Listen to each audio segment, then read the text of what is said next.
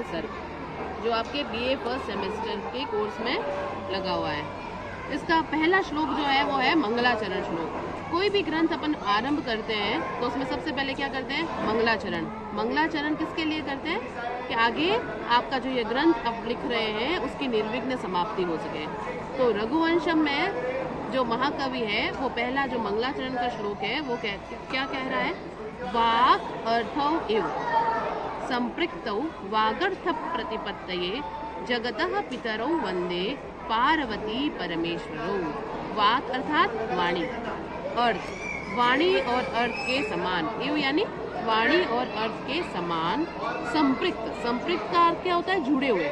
जैसे वाणी और अर्थ जुड़े हुए होते हैं, जैसे आप कोई शब्द बोलते हैं, हम शब्द बोलते ही उसके अर्थ की प्रतीति हो जाती है, उसी प्रकार कौन जुड़े हुए हैं? शिव और पार्वती।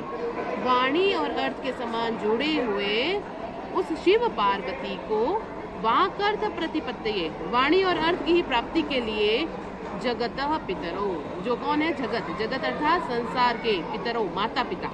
पितरों में क्या है? द्वंद्व समास। द्वंद्व समास में क्या होता है?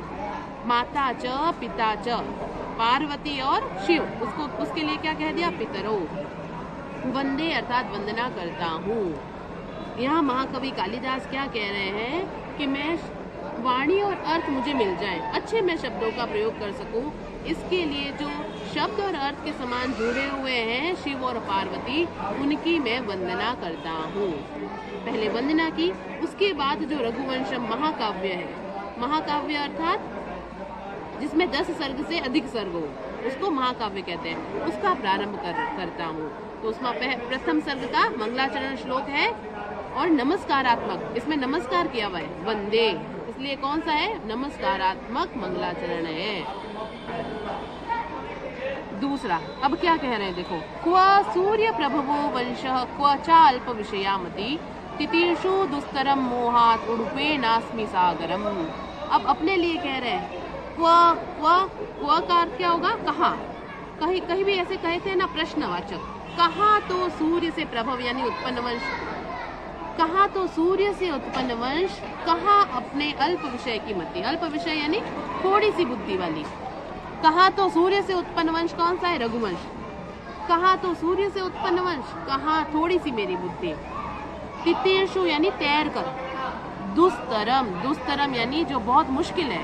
मोहात, मोह के कारण मुझे अज्ञान आ गया है, अज्ञान के कारण जो बहुत मुश्किल से प्राप्त करने योग्य सागरम, सागर है, उसको मैं उड़ुपेनास्मि सागरम, कि उस सागर को मैं कैसे एक छोटी सी नौका से पार करने का प्रयास कर रहा हूँ।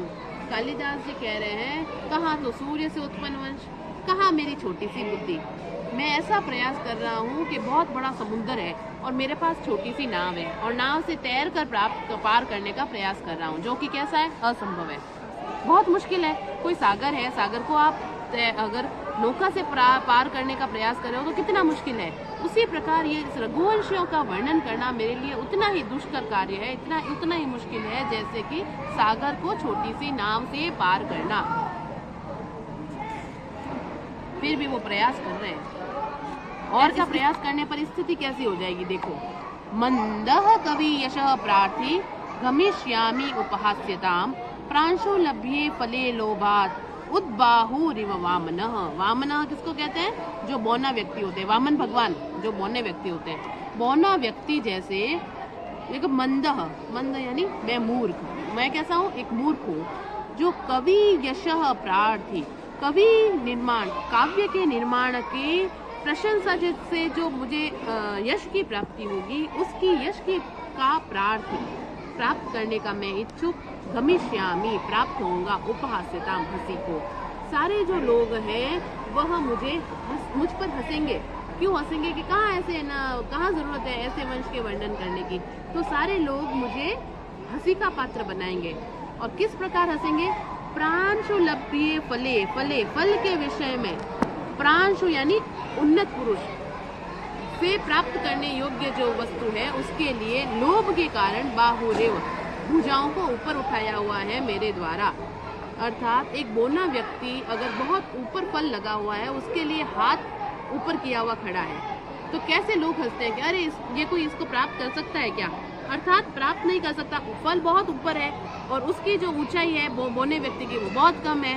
तो अगर वो ऊपर हाथ खड़े करके उस फल की प्राप्ति की इच्छा करता है तो उस पर जैसे लोग हंसते हैं मुझ पर ही वैसे ही हंसेंगे।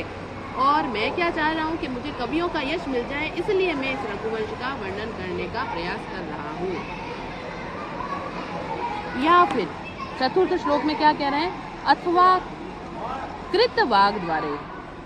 कृतवाग्द्वारे वंशेस्मिन् पूर्वसूरिभिः मणौ वज्र समुत्कीर्णे सूत्रस्यैव अस्यैव मयि गति।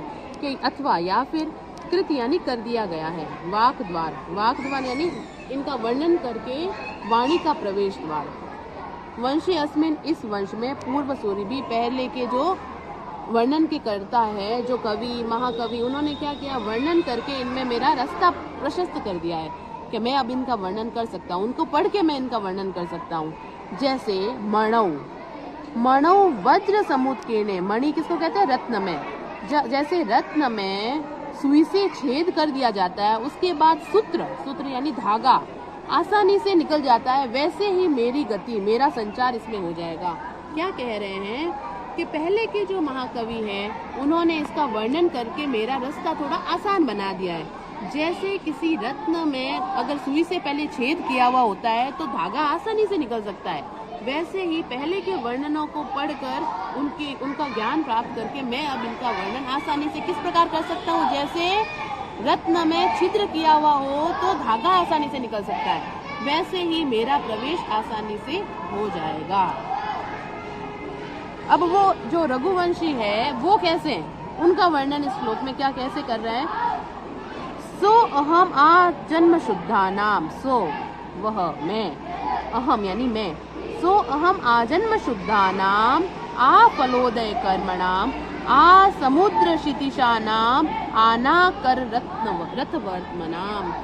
आ का मतलब क्या होता है, लेकर, वहां से लेकर, आ जन्म से लेकर, आ फलोदय फल जहाँ फल मिलते तब तक, आ समुद्र से लेकर, आना कर यानी यहाँ जहाँ ये स्वर्ग के मार्ग तक, वह मैं आ जन्म यानी जन्म से ही, शुद्ध नाम जन्म से लेकर ही शुद्ध जो संस्कार वाले हैं उनका, आ फलोदय जब तक फल की प्राप्ति न हो जाए, परिणाम न मिल जाए, तब तक जो कर्म करते रहते हैं उनका, आ समुद्र क्षितिशा नाम समुद्र तक फैली है जो पृथ्वी, उस पर शासन करने वाले का, और आनाक यानी स्वर्ग, आनाक किसको कहते हैं, स्वर्ग तक रथ का वर्तमान नाम।